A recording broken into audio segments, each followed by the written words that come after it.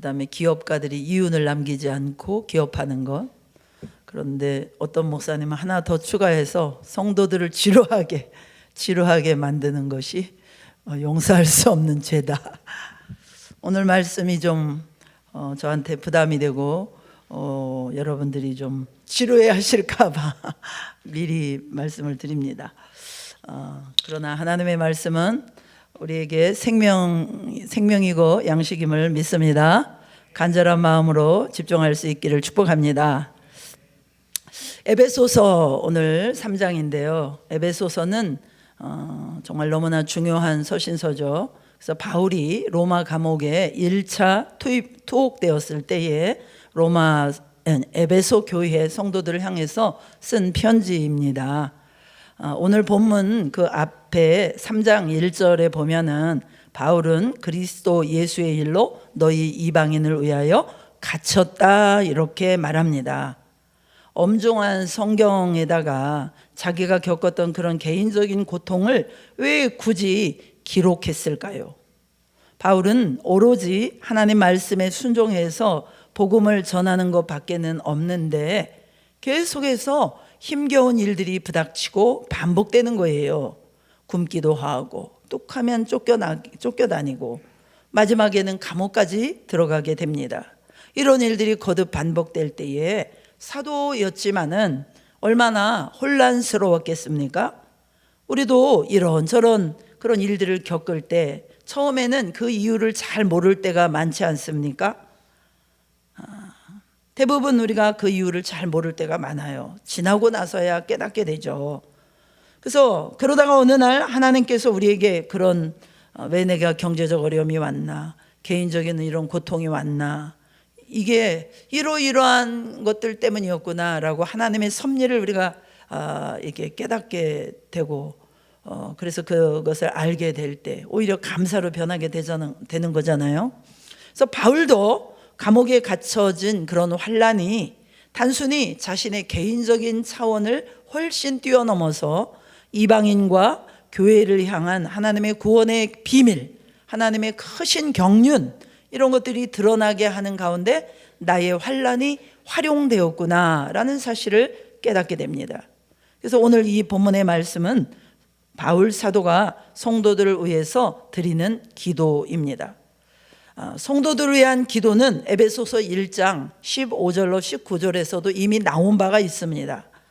바울 사도가 성도들을 위해서 기도했어요. 그런데 또 기도합니다. 결국은 기도할 수밖에 없습니다. 이것이 어쩔 수 없는 인간의 한계이기 때문입니다. 여러분 사도행전 19장에 보면은 에베소 교회가 어떻게 이루어졌는지, 이 에베소 교회는 처음부터 유대인과 이방인들이 함께하는 교회였어요.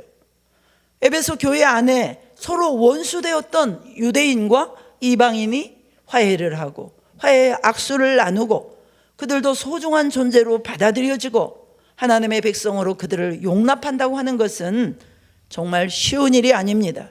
사람들이 흔쾌하게 그것을 받아들이는 것은 굉장히 어려운 일입니다.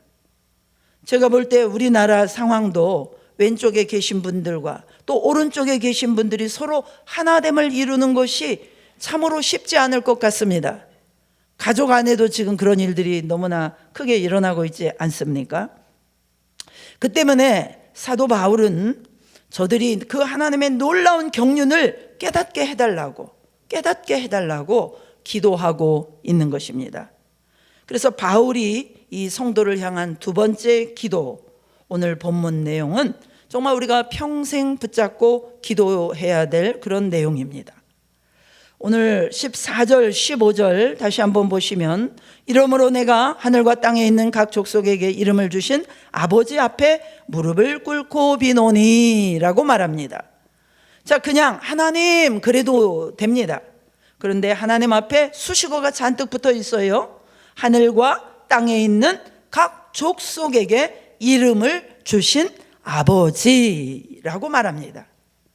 이름을 주신 주체가 하나님. 성경 전체에서 이름을 준다라는 말은 창조주만이 하실 수 있는 행위입니다. 이 원리가 인간 그 관계 속에서도 슬쩍 묻어나지 않습니까? 우리가 자녀들 낳았을 때 자녀에 대한 이름을 누가 지어줍니까? 아버지가 이름을 지어줘요. 그렇듯이 부모님이 우리의 이름을 지어줄 때 아무렇게나 부르지는 않지요. 옛날에 영아 사망률이 높았을 때는 아이들의 이름을 귀하게 이렇게 지어주면은 일찍 데려간다. 그래가지고 처음에는 그 유아 때는 애들 이름 뭐 개똥이, 새똥이 막 이렇게 했어요. 그죠? 저희 동네에도 그렇게 이름 불러주는 분들이 많이 계셨어요. 그래서 이제 돌이 지나고 2살이 되고 3살이 되고 홍역도 지나가고 그러면은 이제 그때서야 진짜 이름을 지어줍니다. 그러니까 이름을 준다고 하는 것은 정말로 아끼는 것입니다. 그래서 하나님이 우리에게 이름을 주셨다라는 것은 정말 감동입니다. 할렐루야. 이사야서 40장 26절에 보면 너희는 눈을 높이 들어 누가 이 모든 것을 창조하였나 보라. 주께서는 수효대로 만상을 이끌어내시고 그들의 모든 이름을 부르시나니, 모든 이름을 부르시나니 그의 권세가 크고 그의 능력이 강함으로 하나도 빠짐이 없느니라. 하나도 빠지지 않고 다 이름을 부르신다는 거예요. 할렐루야. 그래서 세상에 존재하는 이 만상의 이름을 하나님은 다 빠지지 않고 부르셨다는 것입니다. 그 이름을 부르셨다는 얘기는 뭐겠어요? 소중히 여기신다는 뜻인 줄로 믿습니다. 그러니까 우리가 어떤 것도 소홀히 여길 수 없는 것이 바로 거기에 있는 것입니다. 하나님께서 이 세상을 만든 다음에 에덴 동산에 아담을 두셨습니다. 그리고 이름을 주는 권리를 아담에게 부탁했어요. 아담이 이것은 고양이, 이것은 토끼, 이것은 곰 이렇게 이름을 지어 주었어요. 하나님의 대리자로서 아담에게 역할을 맡기신 것입니다. 그러니까 다시 말해서 성경 전체에서 이름을 준다라는 것은 하나님만이, 창조주만이 하실 수 있는 그런 행위라는 거예요. 그런데요, 놀랍게도요, 오늘 15절 말씀을 보니까 창조주만이 할 수 있는 그 이름을 주시는 하나님을 바울은 뭐라고 부르고 있습니까? 아버지라고 부릅니다. 아버지. 여러분, 헬라어로 아버지라고 하는 단어는 파테르입니다. 파테르. 한번 해보실까요? 파테르. 졸음도 깨실 겸 파테르. 그리고 이 파테르에서 파생된 단어가 뭐냐? 파테리아. 롯데리아가 아니라 파테리아. 파테리아. 이건 뭔 뜻이냐? 족속. 족속이라는 뜻입니다. 그래서 14절에 내가 하늘과 땅에 있는 각 족속에게 라는 말이 나오지요. 족속, 파테리아. 그러니까 하나님은 이 세상을 창조하실 때 아버지로서 누구에게 칭송을 받으셔야 하는 분인가? 모든 족속에게 칭송을 받으셔야 하는 분입니다. 그런데 아담의 범죄로 인류에게 죄가 들어오고 타락이 일어나고 소도 어미를 알고 외양간이 어딘지를 아는데 놀랍게도 하나님의 자녀였던 우리가 그 하나님을 아버지로 모르는 병이 든 것입니다. 죽은 것입니다. 그러니까 원래 하나님이 세상을 만드실 때는 모든 족속이 천지 만물이 다 아버지 그분을 높이도록 되어 있었습니다. 그러니까 모든 족속이 구원을 얻기까지, 찬송도 우리가 부르죠. 모든 족속이 구원을 얻기까지 하나님의 일하심과 하나님의 열심은 쉴 수가 없는 것입니다. 저희가 신관동 저 주공 3단지 아파트에 살 때 있었던 일입니다. 그때 저희 딸이 3살 정도였어요. 그때 당시 저희 교회는 저 중학동 저 시내 저쪽에 꼴짜기에 중학동에 있었습니다. 거기에서 철야 기도를 하고 새벽 4시에 집에 왔는데 아들은 자고 있는데 황은혜가 없는 것입니다. 없는 거예요. 너무나도 놀라가지고 아파트 주변을 막 샅샅이 울면서 찾으러 돌아다녔죠. 얼마가 한 시간이 지났을 때 그 307동 건너편에 사시는 아주머니한테 전화가 왔습니다. 그 집 아이를 목사님 댁 애기죠. 저희가 잘 데리고 있으니 걱정하지 마시라고. 얼마나 많이 놀랐겠습니까? 지금 생각해도 벌벌 떨립니다. 만약에 여러분들이 아이가 학교 갔다가 집에 오지 않고 길을 잃어버렸다고 칩시다. 그러면은 애가 오늘 안 들어왔네, 내일 찾아보지 뭐, 이럴 부모님 계시겠습니까? 절대 그럴 수 없습니다. 파출소에 빨리 신고하고 찾을 때까지 계속 밤새워서라도 찾아다니고 돌아다닐 것입니다. 여러분, 이름을 주신 아버지 앞에 각 족속이 돌아와야 되는 것입니다. 하나님 아버지는 유대인들에게만 이름을 주시지 않았어요. 하나님은 각 민족, 각 모든 족속에 하나님이시라는 사실을 우리는 늘 기억해야 됩니다. 각 족속의 운명에 하나님은 깊은 관심을 가지고 계시다는 그 사실을 일깨워 주시기 위해서 하늘과 땅에 있는 각 족속에게 이름을 주신 아버지 앞에 무릎을 꿇고 비노니 이렇게 기도한 것입니다.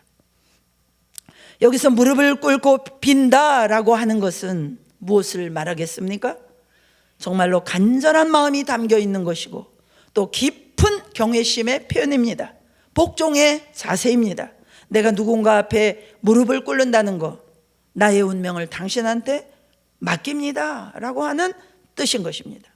그런데 여기서 하늘과 땅에 있는 모든 족속에게 이름을 주심을 생각할 때 삶을 보면요, 우리들은 굉장히 좋은 사계절의 변화가 뚜렷한 이런 조건 속에 살지 않습니까?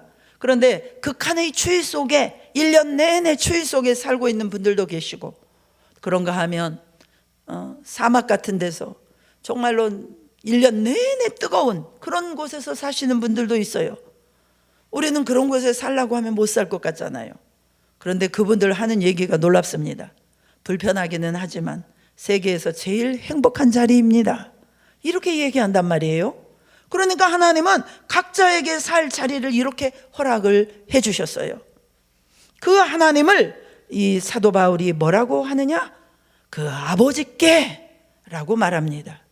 하나님은 유대인의 아버지만이 아니고 몽골 사람들만의 하나님도 아니고 중국 사람의 하나님만도 아니고 한국 사람만의 하나님도 아니고 그분은 창조주시고 만유를 다스리시며 각 족속의 하나님이십니다. 그 때문에 하나님 앞에 기도합니다. 16절 우리 다 같이 한번 읽어보겠습니다. 16절 시작.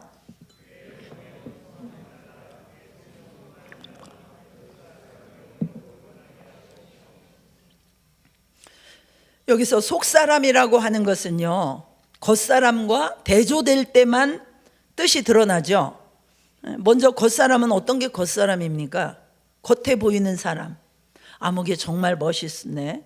또 뭐 우리가 만약에 복숭아를 볼 때 겉껍질을 보면 노르스름하기도 하고 붉으스름하기도 하고 색깔이 아름다워요. 그렇지만 그 껍질을 먹는 사람은 없습니다. 벗겨내고 속에 있는 과육을 우리가 먹죠. 그래서 겉껍질은 요즘으로 얘기하면은 스펙이죠.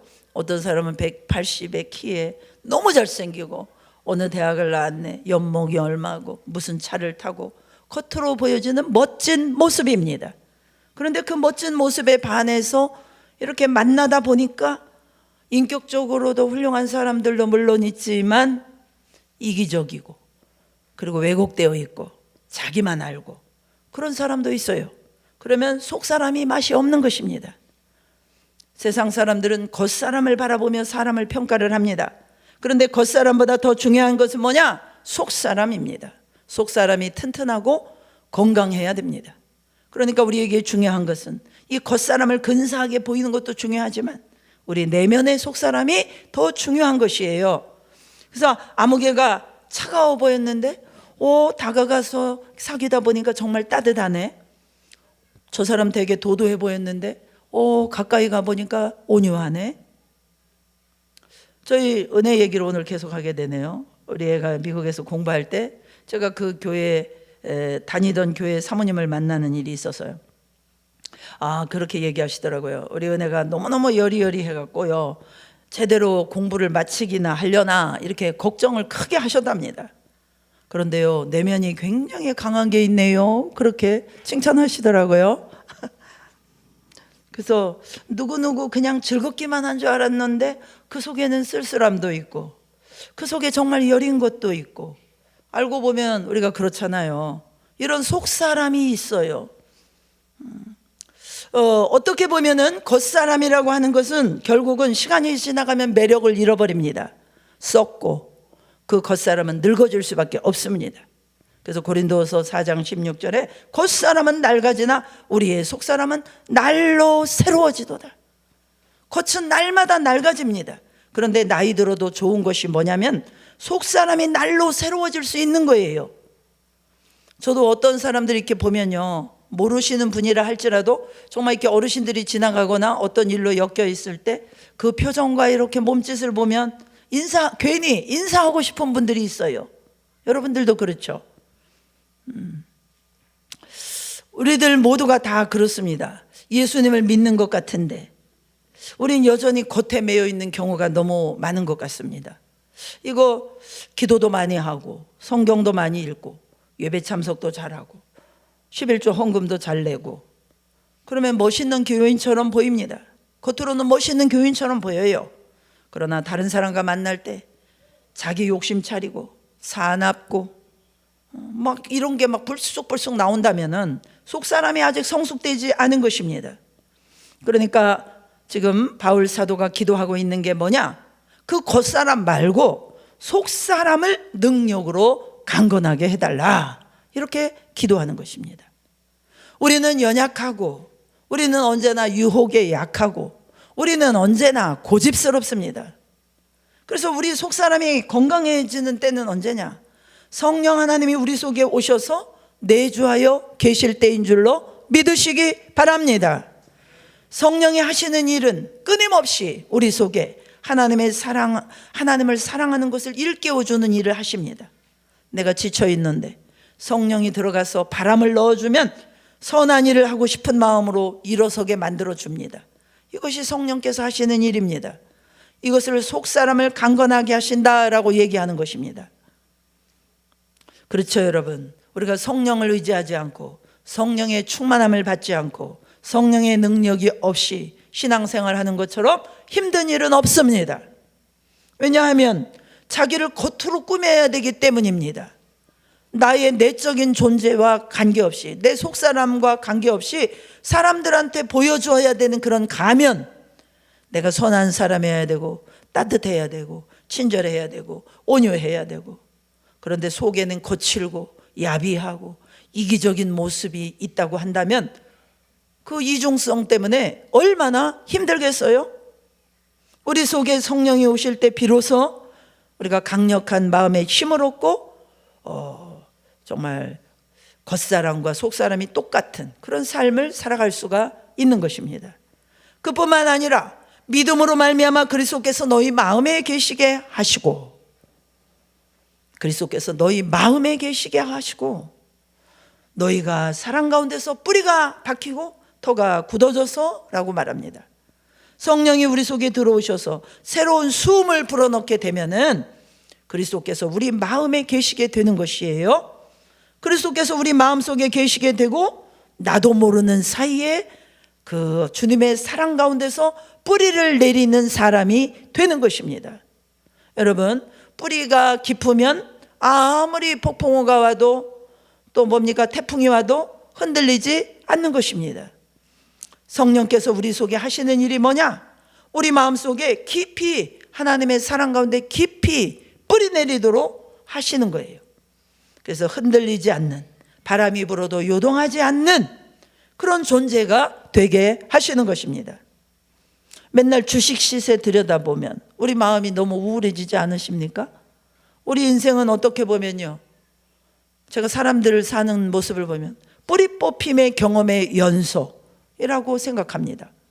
마치 물 위에 떠 있는 부평초처럼 바람 부는 대로 나부낄 때가 아주 많이 있습니다.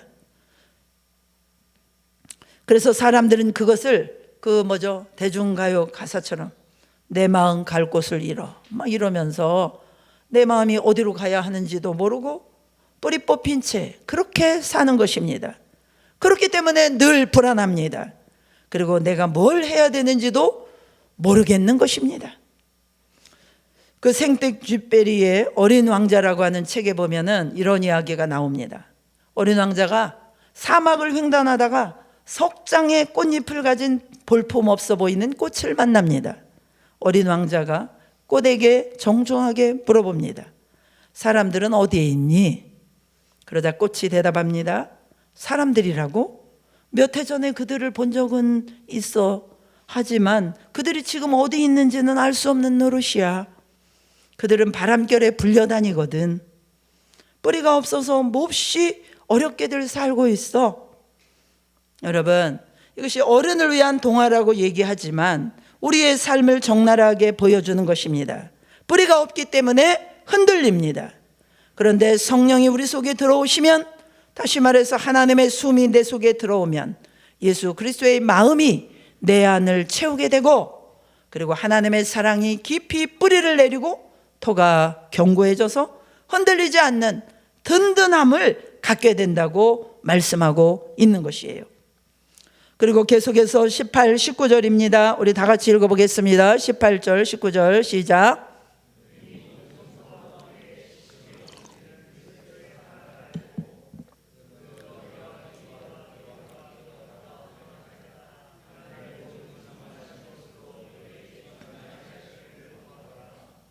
정말 너무나도 아름다운 기도입니다. 저는 이 말씀의 구절을 너무너무 좋아하는데요, 개인적으로.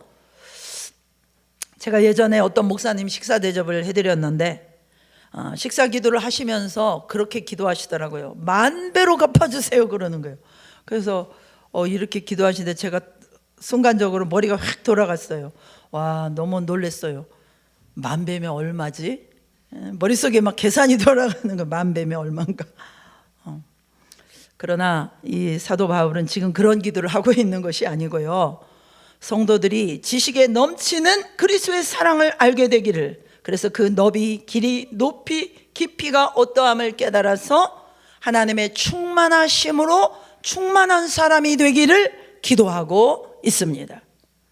지식에 넘치는 그리스도의 사랑. 그리스도의 사랑이 넘친다는 것은 능가한다는 거예요. 지식에 넘치는 사랑이라는 말은 능가한다는 거예요. 능가한다. 지식을 능가하는 것은요, 사랑입니다. 지식은 교만하게 해죠, 사랑은 덕을 세운다고 말씀합니다. 예수 그리스도의 사랑은요, 자기 몸을 희생의 제물로 내놓으신 그 사랑을 우리에게 보여주셨어요. 이 사랑이 바로 지식에 넘치는 사랑입니다. 여러분, 우리의 지식은 어떻습니까? 이 정도까지 내가 하면은 하나님이 나를 용서해 주지 않을까? 나를 사랑해 주지 않을까? 하나님이 나를 버리시지 않을까? 내가 이렇게 잘못했기 때문에 하나님이 나를 버리지 않을까? 자꾸 우리의 계산치가 나와요. 그런데 오늘 뭐라고 말씀하십니까? 그것보다 뛰어나답니다. 우리 생각보다 뛰어나시답니다. 우리 생각보다 높으시고 깊으시고 넓으시답니다. 그 그리스도의 사랑을 깨달을 때 우리의 삶에 하나님의 충만하심이 들어온다는 것이에요. 사랑하는 여러분, 그렇습니다. 우리를 강건하게 하는 것은요, 그리스도의 사랑밖에 없습니다. 우리의 영혼, 유 모두를 건강하게 성장시키는 것은 하나님의 사랑의 넓이와 깊이와 높이를 깨닫는 것밖에 없습니다. 우리의 기분과 상관없이, 우리의 상황이나 느낌에 상관없이 우리의 어떤 예상과 지식을 넘는 그런 뛰어넘는 그리스도의 사랑, 그 사랑만이 우리로 하여금 예수님의 제자가 되게 하는 능력을 주시는 줄로 믿습니다. 여러분들은 그리스도의 사랑에 매여서 주님을 따라가고 계신가요? 혹시 두려움과 어떤 의무와 책임 때문에 자리만 지키고 계시지는 않습니까? 지금까지 여러분 가정생활 하시면서 사랑해서 안 싸우셨나요? 무서워서 안 싸우셨나요? 무서워서 안 싸우죠.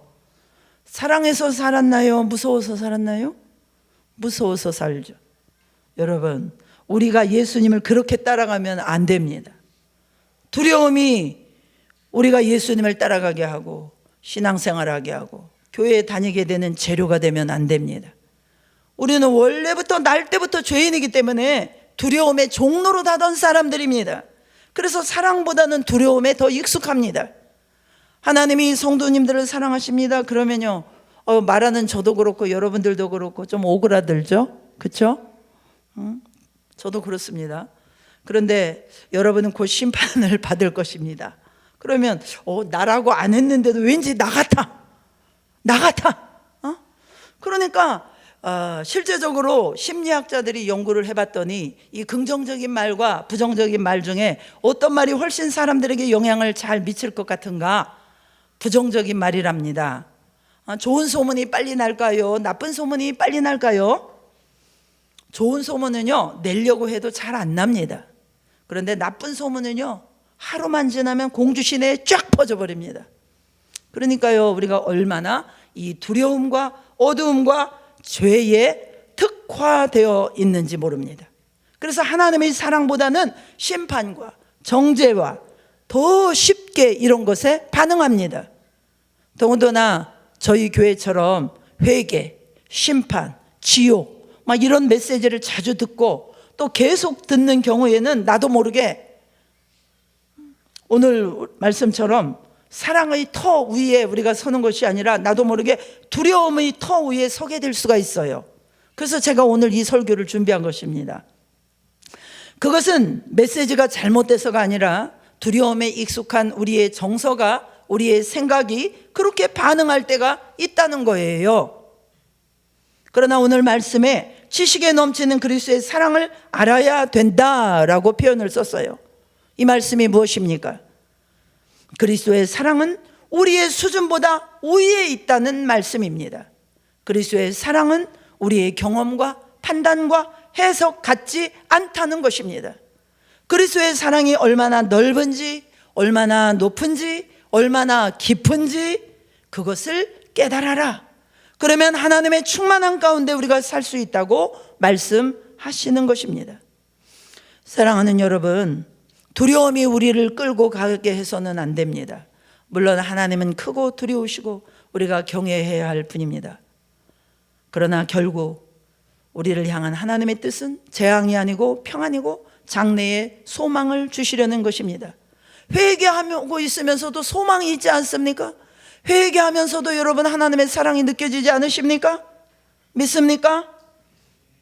그래서 회개도 심판의 메시지도 결국 하나님이 우리를 사랑하신다는 메시지예요.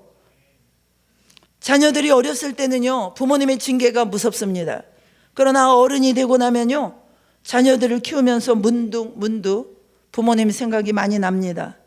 부모님의 마음을 깨닫게 되고요, 부모님의 사랑을 알게 돼요. 커서는 그것이 느껴지게 되는 것입니다. 우리 부모님 어깨가 굉장히 무거우셨겠구나. 우리 부모님은 이렇게밖에 표현을 못하셨겠구나.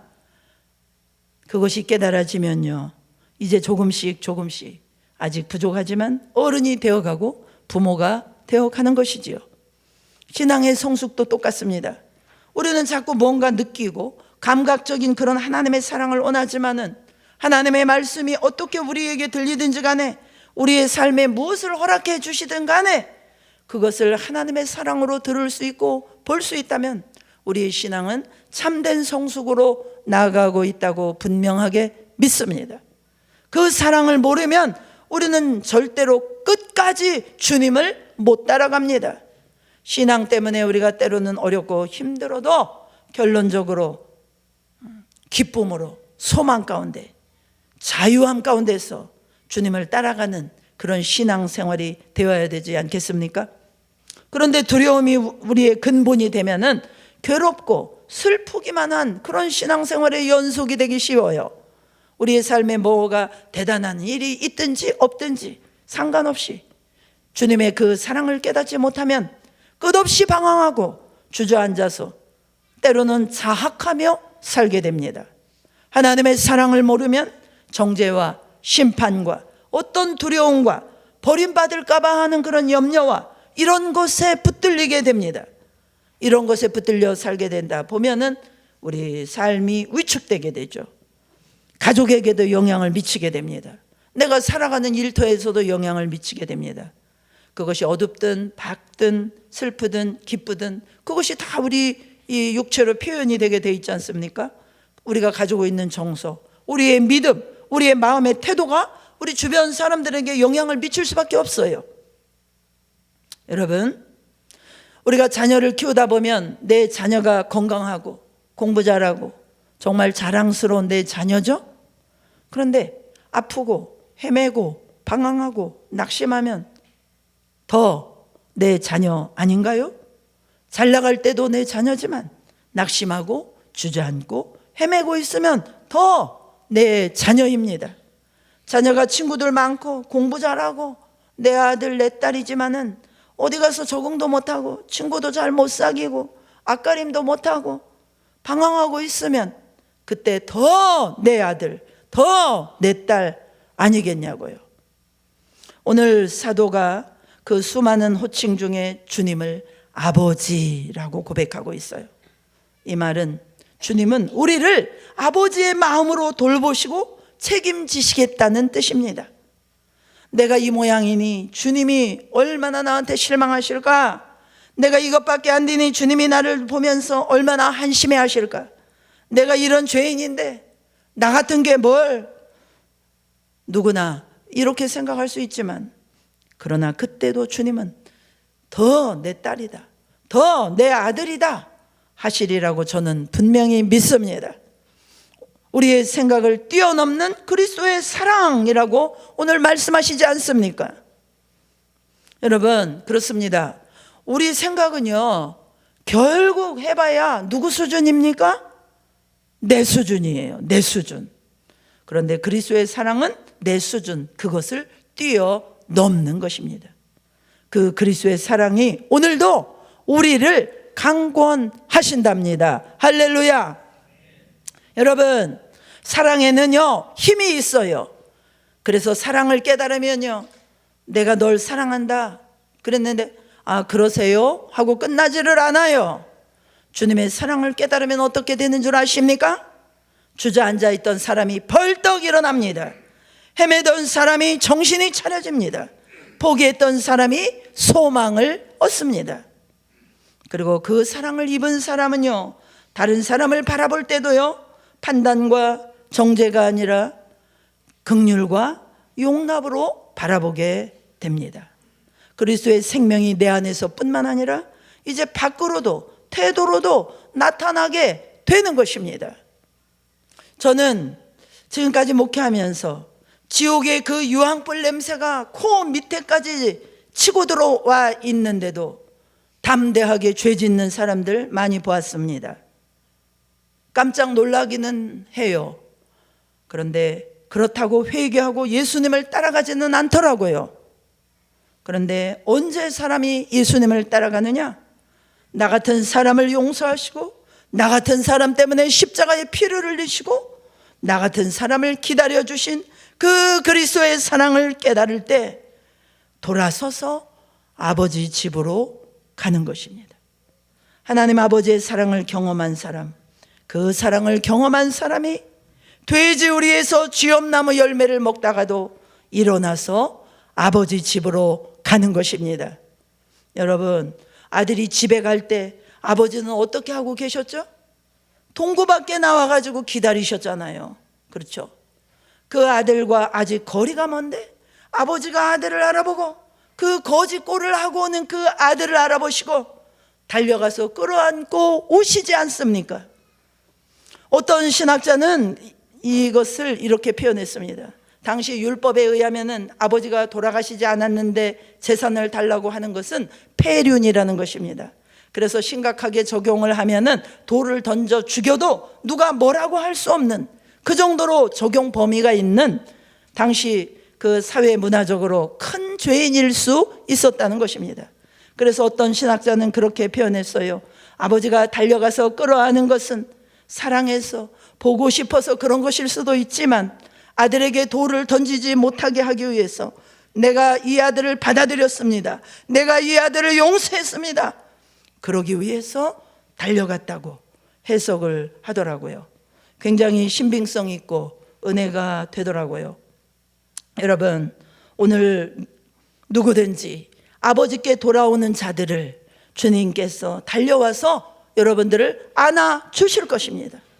우리가 어디에 이르렀든지 상관없이 주님이 붙들어 주시고 우리로 하여금 그 주님을 따라갈 수 있는 그 사랑으로 우리를 붙들어 주실 줄로 믿습니다. 오늘 누가 그 하나님의 사랑을 깨닫고 일어서시겠습니까? 그러니까 오늘 누가 그 사랑을 믿어들이시고 다시 주님을 따르시겠습니까? 우리 모두가 그 사랑의 너비와 높이와 깊이를 깨달아서 하나님의 충만하신 가운데 거하여서 강건하고 예수로 충만하고 예수로 충만한 신앙생활하는 저와 여러분 다 되시기를 주님의 이름으로 축복합니다. 우리 함께 기도하시겠습니다. 바울의 기도, 우리의 기도의 내용이 되기를 원합니다. 우리 함께 기도합니다. 하나님 아버지 감사드립니다.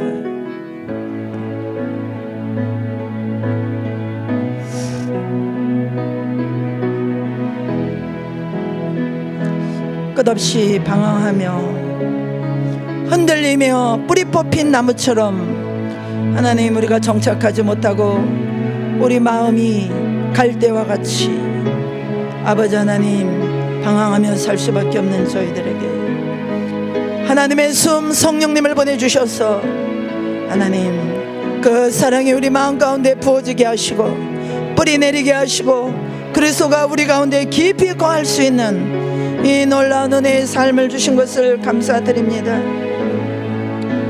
하나님 아버지 죽음보다도 더 강력한 사랑, 지옥보다도 더 강력한 사랑, 이 신비한 힘을 우리에게 허락해 주신 주님 감사합니다. 하나님 아버지 이 하나님의 사랑이 이 시간도 우리 마음에 부어지게 하시고 이 사랑이 우리 마음 가운데 들어오는 이 시간이 하나님 우리가 이 사랑으로 말미암아 벌떡 일어나게 하여 주셔서 하나님 아버지 앞으로 달려가게 하여 주시옵소서. 하나님 앞에 내 모든 마음을 던지게 하여 주시옵소서. 하나님 그래서 나를 새롭게 하여 주시옵소서. 나를 터치하여 주시옵소서. 하나님의 숨을 우리에게 불어넣어 주시옵소서. 우리가 말씀을 듣고 끝나지 않게 하여 주시옵시고 하나님의 숨이 우리 속에 들어오게 하시고 하나님의 사랑이 우리 마음 가운데 부어지게 하여 주시옵소서. 그래서 더 이상 우리가 세상의 바람에 흔들리지 않게 하여 주시옵시고 하나님 견고한 하나님의 속사람이 되게 하시며 주님 오시는 그날까지 우리가 기쁨으로 자유함으로 사랑함으로 주님을 섬겨나갈 수 있도록 하나님 역사하여 주시옵소서. 이 시간에 함께 기도합니다. 특별히 공동체의 제목을 가지고 기도합니다. 할렐루야. 하나님 감사합니다. 특별히 하나님 정말 우리가 함께 예배할 수 있는 공동체를 주셔서 감사합니다. 우리 혼자의 힘으로는 정말 넘어지고 쓰러지고 우리를 일으켜 줄 수가 없습니다. 공동체 안에서 예배하며 기도하며 교제할 때 하나님 아버지의 사랑이 우리 가운데 흐르고 있는 줄로 믿습니다. 삼겹줄은 끊어지지 아니하는 줄로 믿습니다. 하나님 이 공동체 가운데 하나님 모든 필요들을 하나님께서 아십니다. 주님은 이 공동체의 머리가 되시기 때문입니다. 주님은 교회의 머리가 되시기 때문입니다. 하나님 아버지 목회자에게 말씀과 성령의 힘을 더하여 주시옵시고 하나님의 마음을 부어주시어서 영혼들을 살리는 말씀 아버지 주시옵시고 성령으로 충만하게 하셔서 성령으로 말미암는 기도가 그치지 않게 하여 주시옵소서. 후임 목회자와 또 하나님 기관의 일꾼들을 허락하여 주시옵시고 하나님 그래서 주님의 교회가 든든히 서가게 하시며 예배가 성령으로 충만한 예배가 되어질 수 있도록 도와주시옵시고 하나님 특별히 우리 자녀분들과 부모님들 있습니다. 우리 하나님 기억하여 주시옵소서.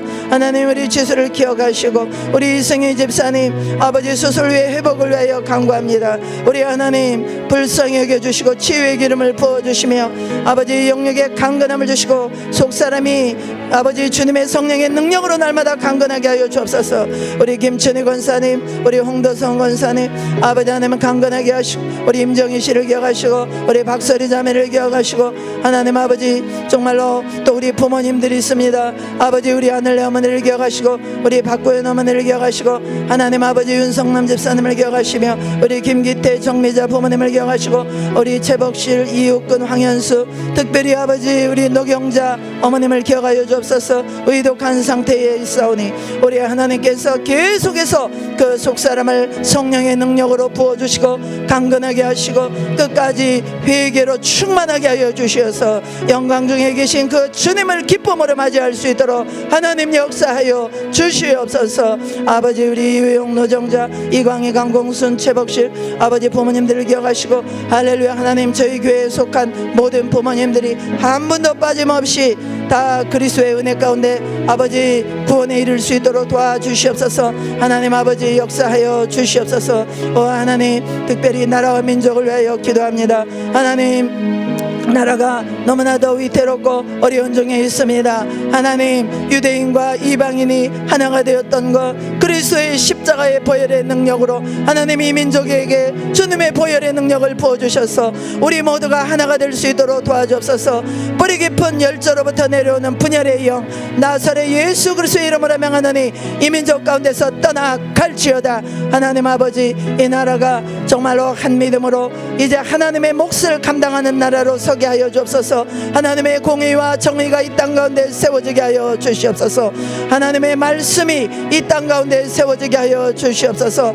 아버지 정말로 대통령과 위정자들이 하나님을 두려워하는 자들이 되게 하여 주시옵소서. 구분 판단은 하지 않도록 올바른 판결을 할 수 있도록 하나님을 두려워하는 자들이 되게 하여 주시옵소서. 하나님 아버지 이 땅 가운데 정의가 물같이 흘러갈 수 있도록 역사하여 주시옵시고 정말로 눌린 자 갇힌 자 아버지 억울함을 당하는 자 하나님 풀어주시고 약한 자에게 힘을 더하여 주시옵기를 간절히 바라옵고 합니다. 북한 땅에 아버지 하나님 정말로 모든 김일성 우상의 영 김일성의 모든 집들이 우상의 집이 무너지게 하여 주시고 하나님의 교회가 세워지게 하시고 하나님 아버지 복음이 마음껏 증거되고 하여 주시고 아버지 남한과 북한이 하나가 되어서 하나님 앞에 거룩한 신부로 일어나게 하여 주시옵소서. 열방 가운데 나가 있는 선교사님들에게 하나님의 힘을 주시고 신원을 강건하게 하여 주시고 하나님의 복음이 전파될 때에 아버지 그들이 정말로 열방이 주님 앞에 돌아올 수 있도록 우리 선교사님들의 사역 가운데 그 은혜가 부어질 수 있도록 하나님 축복하여 주시옵소서.